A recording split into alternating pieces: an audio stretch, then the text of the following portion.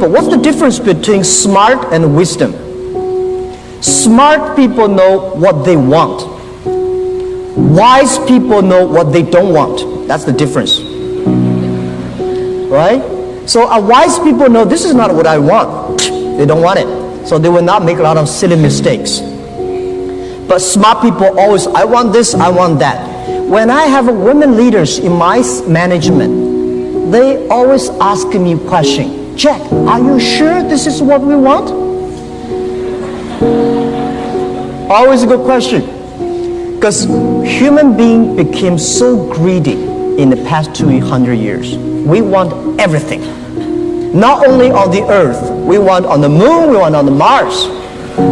But we have to ask, is that necessary you want? This is the question of wisdom.